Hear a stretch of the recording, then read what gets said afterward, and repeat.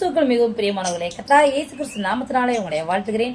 இன்றைக்கு நம்ம எந்த வேத வசனத்தை குறித்து பார்க்க போறோம்னா, மத்தேயு 18:14 இவ்விதமாக இந்த சிறியரில் ஒருவனாகிலும் கெட்டுப்போவது பரலோகத்தில் இருக்கிற உங்கள் பிதாவின் சித்தம் அல்ல.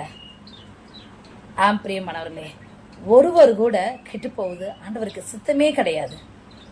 எல்லாரும் அவர் அண்ட வரணும், எல்லாரும் அவர் பிள்ளையாய் மாறணும். அதுதான் ஆண்டவருடைய மனவாஞ்ச விருப்பம். ஒருத்தவங்க கூட நரகத்துக்கு போயிடக்கூடாது அப்படின்னு நினைக்கிற நல்ல தகப்பனாய் காணப்படுகிறார். ஒரு மேய்ப்பர் இருந்தாராம். அவருக்கு 100 ஆடுகள் இருந்ததாம். ஆனா ஒரே ஒரு ஆடு மட்டும் வழிதப்பி போயிருச்சான். அந்த மேய்ப்பன் என்ன செஞ்சாருன்னா, அந்த 99 ஆடை விட்டுட்டு அந்த ஒரு ஆடை தேடி போனாராம். தேடி அங்கேயும் இங்கேயும் அணைந்து கடைசியில் கண்டுபிடிச்சிட்டாராம். அதை தோல்ல போட்டு ரொம்ப சந்தோஷமா வந்தாராம். ஆம் பிரியமானவர்களே, உங்களை நேசிக்கிறவராய் ஆண்டவர் இருக்கிறார்.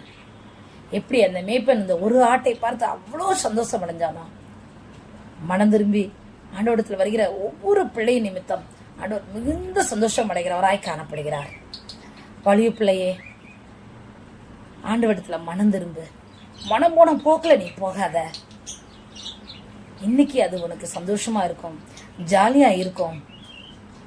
ஆனா பின்னாட்கள்ல அது உனக்கு ஒரு துக்கத்தை கொடுக்கறதா காணப்படும்.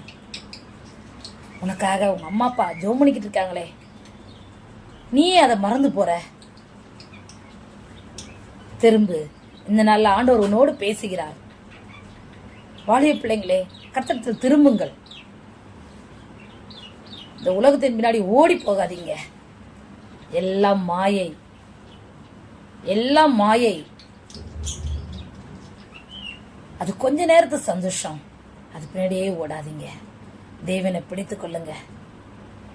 உங்க அம்மா அப்பாவுக்கு உண்மையா இருங்க. இந்த காணொலியை பார்க்கிற ஒவ்வொரு வாலிப பிள்ளைகளும் சிந்திச்சு பாருங்க. உங்களை பெற்ற தாய் தகப்பனுக்கு உண்மையா இருங்க. கர்த்தர் அதைத்தான் விரும்புகிறார். ஆமென். அந்த இயேசுவை நம்புங்கள், விசுவாசியுங்கள், ஏற்றுக்கொள்ளுங்கள். கர்த்தருடைய கர்த்தரிலிருந்து பெரிய அற்புதங்களை பெற்றுக்கொள்வீர்கள். தேவன் தான் உங்களை ஆசீர்வதிப்பாராக. ஆமென்.